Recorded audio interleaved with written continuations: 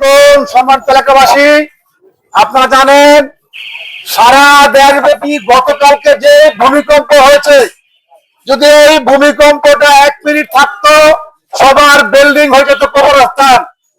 আল্লাহ আমাদেরকে বাঁচিয়েছেন, ভূমিকম্পতে বাঁচিয়েছেন। এই ভূমিকম্প হওয়ার কারণ তিনটি। 1 নম্বর হলো ব্যাপক জেনা ব্যভিচার সমাজে চালু হয়ে যাওয়া। 2 নম্বর হলো মাদক ইয়াবা গাঁজা সেবন করা, তাই হচ্ছে। 3 নম্বর হলো ব্যাপক গান বাজনা ছড়িয়ে যাওয়া।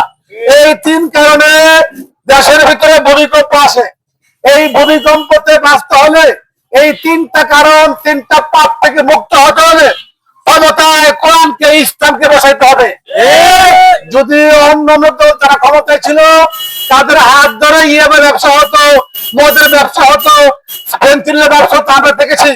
জামায়াত ইসলাম যদি ক্ষমতা আসে আগামীতে, দাঁড়িপাল্লা মার্কায় ভোট দেয়, তাহলে অবশ্যই আমরা ন্যায় ইনসাফ ভিত্তিক সমাজ কায়েম করবো।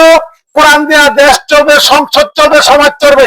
এই জন্য এই কোরআন কায়েম হলে মাদক বন্ধ, ইয়াবা বন্ধ, ফেন্সিল বন্ধ, জেনা ব্যভিচার ব্যাপক গান বাদ্য ইনশাআল্লাহ বন্ধ হয়ে যাবে।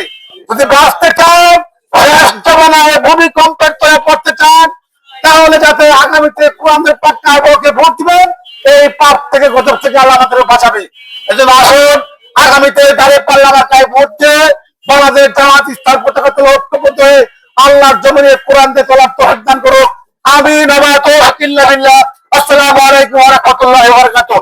নারে তাকবীর, আল্লাহু আকবার, নারে তাকবীর, আল্লাহু আকবার। আল কোরআনের আলো সংসদে জ্বালো, সংসদে জ্বালো, আল কোরআনের আলো, আল কোরআনের আলো সংসদে জ্বালো।